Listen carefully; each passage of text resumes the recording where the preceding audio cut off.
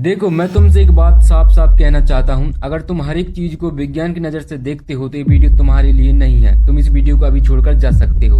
बाकी जो लोग वीडियो देख रहे हैं, स्टोरी को ध्यान से सुनना। स्टोरी काफी मजेदार है, क्योंकि आज मैं तुमको जो स्टोरी सुनाने वाला हूँ ये स्वयं मेरे परिवार के साथ हुआ था। जब भी मैं इस घटना को याद करता हूँ मेरे रोंगटे खड़े हो जाते हैं। आज की जो घटना है मुझे मेरी मम्मी ने बताया है। मम्मी ने मुझे ये घटना तब बताया था जब मैं काफी छोटा था। मम्मी मुझे बचपन में काफी कहानियां सुनाया करती थी। जब मम्मी मुझे ये वाली घटना बता रही थी तो मम्मी ने मुझसे बोला था कि ये कोई कहानी नहीं है, ये मेरे और तेरे पापा के साथ सच में हुआ था। लेकिन मुझे विश्वास नहीं होता था। मम्मी मुझे बार बार बोलती थी कि ये सच में हमारे साथ हुआ था।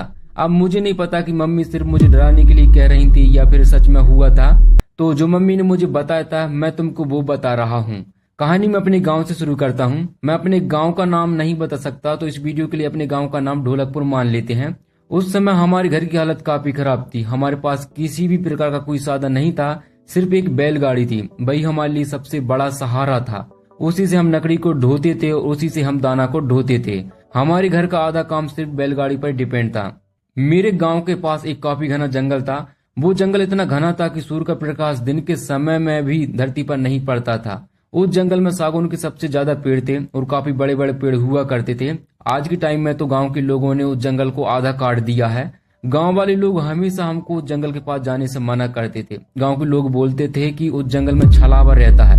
गांव के लोगों का कहना था कि यदि कोई इंसान उस छलावे के चक्कर में फंस गया तो वो इंसान अपना रास्ता भूल जाता था। उसे लगता था कि वो सही रास्ते पर चल रहा है, लेकिन असल में वो एक ही जगह पर बार बार घूमता है। जब कोई इंसान उस छलावा में फंस जाता है तो उसे ऐसा लगता है कि उसके पीछे कोई चल रहा है, लेकिन जब वह पीछे मुड़कर देखता है तो उसके पीछे कोई नहीं होता है।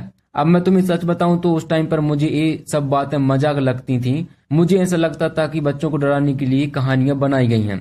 मेरे मम्मी पापा इन बातों पर ज्यादा ध्यान नहीं देते थे। वो इसलिए क्योंकि मेरे मम्मी पापा हमेशा इसी रास्ते से नाना गांव जाते थे और आते थे। उनको कभी भी कुछ अजीब नहीं लगा था।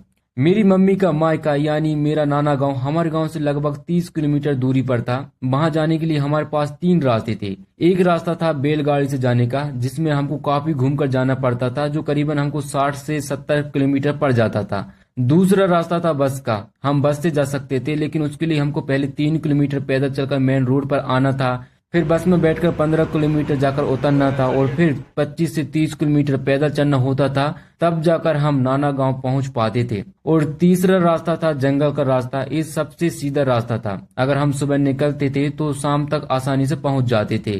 तो हम ज्यादातर नाना गांव इसी जंगल वाले रास्ते से जाया करते थे। सब कुछ ठीक चल रहा था, लेकिन एक दिन ऐसा हो गया, उसके बाद हम नाना गांव इस जंगल वाले रास्ते से कभी नहीं गए। एक दिन क्या होता है, मेरे मम्मी पापा डिसाइड करते हैं कि नानी की तबीयत खराब हो रही है, तो एक बार नानी को देखने के लिए जाया जाए। मम्मी को नानी खबर बाजार से मिली थी, क्योंकि उस टाइम पर किसी के पास भी मोबाइल नहीं थे, ना नाना के पास थे और ना ही मम्मी पापा के पास थे। जो भी जानकारी मिलती थी वो गाँव वाले के थ्रू मिलती थी या फिर बाजार से मिलती थी। मेरे मम्मी पापा के लिए ये कोई नई बात नहीं थी, क्योंकि नानी काफी बूढ़ी हो चुकी थी। उनकी तबीयत हर वक्त खराब होती रहती थी। मम्मी बीच बीच में नानी को देखने के लिए जाती रहती थीं। तो वैसे ही एक दिन उन्होंने जाने का फैसला किया। मम्मी ने हमको रात को ही बता दिया था कि हम कल पापा के साथ नाना गांव जाने वाले हैं, तुम लोग घर का ख्याल रखना। तो फिर उस दिन सुबह होती है, मम्मी ने कुछ खाना बनाया और कुछ टिफिन में पैक किया, क्योंकि दिन भर का रास्ता था। बीच में खाने के लिए कुछ रख लिया था। पापा ने कुछ जरूरत के सामान रख लिए थे।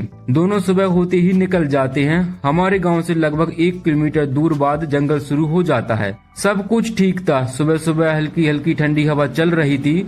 दोनों को अंदाजा भी नहीं था कि आगे उनके साथ ऐसा होने वाला है। अब मम्मी पापा धीरे धीरे जंगल की तरफ बढ़ रहे थे। रास्ता पूरा जाना पहचाना था, तो उनको कोई भी परेशानी नहीं हो रही थी। वो बड़ी आराम से एक दूसरे से बात करते करते चलते जाते हैं।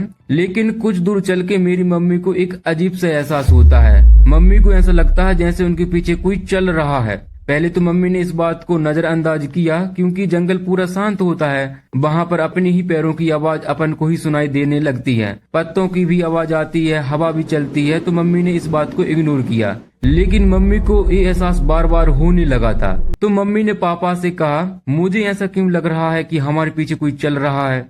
तो पापा ने पीछे मुड़कर देखा तो वहाँ पर कोई भी नहीं था। चारों तरफ पेड़ थे और पूरा गहरा सन्नाटा था। तो पापा ने मम्मी से कहा, कुछ भी नहीं है, ये तेरा वहम है। जंगल में ऐसा एहसास होना आम बात है, डरने की कोई जरूरत नहीं है।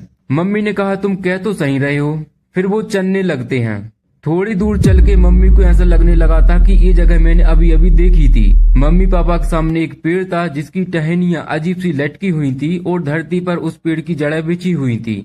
तो मम्मी को ऐसा लगा कि वे इस जगह से अभी कुछ देर पहले गुजरे थे। मम्मी ने पापा को बताया तो पापा ने कहा, जंगल में एक जैसे पेड़ बहुत होते हैं। पापा ने इस बात को भी नजरअंदाज कर दिया। दोनों फिर आगे बढ़ने लगते हैं, लेकिन मम्मी को एहसास हो चुका था कि कुछ तो गड़बड़ है। अब मम्मी हर पेड़, हर मोड़, हर निशान को ध्यान से देखने लगती है। थोड़ी दूर चलने के बाद फिर से वही पेड़ मम्मी पापा के सामने आ गया था। इस बार मम्मी रुकी और पापा से कहा, देखो वही पेड़ यहाँ पर भी है, मैं पक्का कह रही हूँ, हम यहाँ से गुजर चुके हैं। पापा ने इस बार ध्यान से देखा, उन्हें भी थोड़ा अजीब सा लगा। उन्होंने आसपास देखा तो पापा को कुछ ज्यादा अजीब नहीं लगा। पापा ने इस बार भी इस बात को इग्नोर कर दिया। पापा ने कहा, चलो शायद हमको ऐसा लग रहा है जंगल में एक जैसे पेड़ बहुत होते हैं। तो मेरे मम्मी पापा फिर चलने लगते हैं, जंगल की तरफ आगे बढ़ने लगते हैं। थोड़ी दूर और चलते हैं, फिर वही पेड़ सामने आ जाता है। इस बार मम्मी और पापा दोनों रुक जाते हैं और सोचते हैं कि ये संयोग नहीं है, यहाँ पर कुछ तो चल रहा है। मम्मी ने धीरे से पापा से कहा, कुछ तो गड़बड़ है, मुझे लगता है हम लोग आगे बढ़ ही नहीं रहे हैं। पापा ने इस बार कुछ भी नहीं कहा। पापा को भी लगने लगा था कि कुछ तो गड़बड़ है। फिर पापा ने मम्मी से बोले, हम लोग चल तो रहे हैं लेकिन हम कहीं पहुँच नहीं रहे हैं, हम घूम घाम कर इसी पेड़ के पास आ जा रहे हैं। फिर मम्मी भी सोचने लगती है। मम्मी को फिर से वही एहसास होने लगा था जैसे उनके पीछे कोई खड़ा हो। मम्मी ने पीछे मुड़कर देखा तो वहाँ पर कोई भी नहीं था, लेकिन इस बार मम्मी को आवाज भी सुनाई दे रही थी और मम्मी को ऐसा भी लगता था कि धीरे से कोई उनका नाम पुकार रहा हो। इस बार पापा ने भी आवाज सुनी तो फिर दोनों पीछे मुड़कर देखते हैं तो वहाँ पर कोई भी नहीं था। अब तक मेरे मम्मी पापा समझ चुके थे कि वो लोग रास्ता भटक चुके हैं। पहले उन्हें लगा था कि शायद हम गलती से रास्ता भूल गए हैं, लेकिन अब उन्हें कुछ अलग ही लग रहा था। वो दोनों लगातार चल रहे थे लेकिन कहीं पहुंच नहीं रहे थे। हर कुछ समय बाद मेरे मम्मी पापा उसी पेड़ के पास आ जा रहे थे। मेरी मम्मी ने घबराते हुए पापा से कहा कि हम सच में उसी जगह पर घूम रहे हैं, हम लोग आगे बढ़ ही नहीं रहे हैं। मेरे मम्मी पापा ने आसपास देखा कि कोई निशान मिल जाए जिससे रास्ता मिल जाए, लेकिन हर तरफ एक जैसा ही जंगल लग रहा था। पेड़ एक जैसे लग रहे थे, रास्ता एक जैसा लग रहा था, चारों तरफ पूरा सन्नाटा था। मेरी मम्मी ने मुझे बाद में बताया था कि उनका दिमाग सब कुछ ठीक चल रहा था, वो सोच रही थी लेकिन सही तरीके से समझ नहीं पा रही थी। ऐसा लग रहा था जैसे उनके दिमाग पर हल्का सा किसी ने पर्दा डाल दिया हो। मेरे मम्मी पापा चलते जा रहे थे लेकिन कहीं पहुंच नहीं रहे थे। घूम घाम कर वो उसी पेड़ के पास आ जा रहे थे। मेरे मम्मी पापा के साथ एक और डरावनी चीज होती है, उनको ऐसा लगता है कि कोई उनका पीछा कर रहा है और मेरे मम्मी पापा को पीछे से आवाज भी सुनाई दे रही थी। कभी किसी की कदमों की आवाज आ रही थी तो कभी किसी की रोने की आवाज। तो कभी उनको ऐसा लगता था जैसे उन दोनों का नाम लेकर कोई पुकार रहा है। लेकिन जब भी मेरे मम्मी पापा पीछे मुड़कर देखते थे तो पीछे कोई भी नहीं होता था, पूरा जंगल सन्नाटा था। मेरे मम्मी पापा जितना चल रहे थे उतना ही वो वही पेड़ के पास आ रहे थे। अब मेरे मम्मी पापा समझ चुके थे कि वो छलावा में फंस चुके हैं। अब सबसे खतरनाक बात ये थी कि उन्हें पता तो चल गया था कि वो छलावा में फंस चुके हैं, लेकिन अब बाहर नहीं निकल पा रहे थे। उनके पैर चल रहे थे, दिमाग भी चल रहा था और मेरे मम्मी पापा को चलते समय ऐसा भी लगता था कि वे सही रास्ते में चल रहे हैं, लेकिन असल में वे एक ही रास्ते में घूम रहे थे। मेरे मम्मी पापा का उसी पेड़ के आसपास घूमते घूमते पूरा दिन खत्म हो गया था। अब रात होने वाली थी। जैसे जैसे अंधेरा बढ़ रहा था वो जंगल और भी ज्यादा खौफनाक होता जा रहा था। मेरे मम्मी पापा को अब थोड़ा थोड़ा डर लगने लगता है। दिन में तो जंगल थोड़ा नॉर्मल लग रहा था, लेकिन रात में वो जंगल और भी ज्यादा डरावना लग रहा था। चारों तरफ गहरा अंधेरा था और पेड़ों की परछाइयां थी और कभी कभी किसी जानवर की आवाज भी आ रही थी। अब तक मेरे मम्मी पापा बिल्कुल थक चुके थे, उनके पैरों पर दर्द होने लगा था, उनके शरीर में बिल्कुल भी ताकत नहीं बची थी। जो उम्मीद थी बाहर निकलने की वो भी कम होती जा रही थी। मेरे मम्मी पापा उस जंगल में रात भर भटकते रहे और उस दिन वो रात भर नहीं सोए थे। अब दूसरा दिन शुरू होता है। दूसरे दिन भी वही चल रहा था। मेरे मम्मी पापा उसी पेड़ के आसपास घूम रहे थे, जंगल से बाहर निकल ही नहीं पा रहे थे। मेरे मम्मी पापा 2 दिन तक उस जंगल में भटकते रहे। मेरे मम्मी पापा ने बाहर जाने का रास्ता बहुत खोजा, लेकिन उन्हें बाहर जाने का रास्ता नहीं मिला। दूसरा दिन भी मेरे मम्मी पापा उसी जंगल में भटकते रहे। फिर तीसरा दिन स्टार्ट होता है।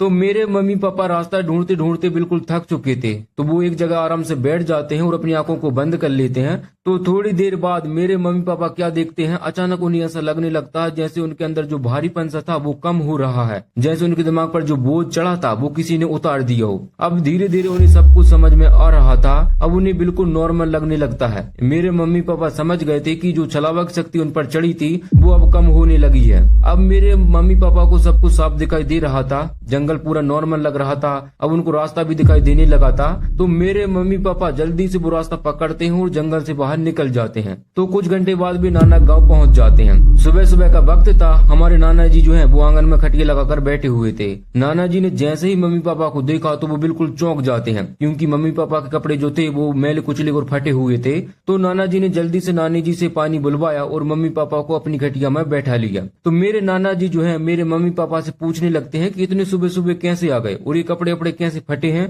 और बहुत ही थके थके से लग रहे हो। तो फिर पापा बताना शुरू करते हैं। तो पापा कहते हैं कि हम 3 दिन पहले निकले थे। तो नाना जी सुनकर बिल्कुल चौंक जाते हैं और बोलते हैं कि 3 दिन पहले निकले थे और अभी पहुंच रहे हो। तो पापा बोलते हैं कि हम पता नहीं कैसे रास्ता भटक गए थे। तो नाना जी बोलते हैं कि तुम पहली बार थोड़ी नहीं आ रहे हो, तुम तो इस रास्ते से आते जाते हो ना। तो पापा बोलते हैं कि मुझे रास्ता पूरा पता था, लेकिन पता नहीं हम कैसे रास्ता भूल गए थे। तो नाना जी यहाँ पर समझ चुके थे कि ये लोग छलावा के शिकार हो चुके थे। तो नाना जी ने मेरे मम्मी पापा से कहा तुम लोग फ्रेश हो जाओ, फिर अपन कहीं पर चलते हैं। तो नाना जी जो हैं वो मम्मी पापा को एक पंडित के पास ले जाते हैं। तो पंडित जो है मेरे मम्मी पापा से पूछता है कि क्या तुमने किसी जड़ को लांघा था। तो पापा बोलते हैं पता नहीं, लेकिन वहाँ पर एक बड़ा ही अजीब सा पेड़ था, उसकी जड़ें बहुत ही अजीब सी थी, हम घूम फिर कर उसी जड़ के पास आ जा रहे थे। तो पंडित जी बोलते हैं कि वो भूलन जड़ थी, ये इसी जड़ का असर रहा होगा। पंडित जी आगे बोलते हैं कि इंसान उस जड़ को छू ले या फिर उसको लांग दे तो वो रास्ता भटक जाता है, उसको सब कुछ एक जैसा ही दिखने लगता है। पंडित जी आगे बोलते हैं कि तुम्हारी अच्छी किस्मत रही कि तुम लोग बाहर आ गए, वरना कई दिनों तक तुम उसी जंगल में भटकते रहते, किसी को पता ही नहीं चलता। तो पंडित जी ने झाड़ा फूकी किया। तो कुछ समय बाद मेरे मम्मी पापा जो है वो नाना घर वापस आ जाते हैं। फिर 1-2 दिन बाद मेरे मम्मी पापा अपने घर पर आ जाते हैं। तो फिर मम्मी मुझे ये वाली कहानी बताना शुरू करती है। तो कहानी कैसी लगी तुम मुझे बताओ, और तुमको एक डिस्क्लेमर बता दूं, इसमें कुछ एलिमेंट सही हैं और कुछ मैंने अपनी तरफ से जोड़ा हूं कहानी को मजेदार बनाने के लिए। बाकी अगर तुम्हारे पास भी कोई ऐसी स्टोरी होगी तो मेरे पास सेंड करना, और अगर तुमको ऐसी स्टोरी सुनना पसंद है तो please subscribe to my channel, and video पसंद आई होगी तो वीडियो को लाइक कर देना।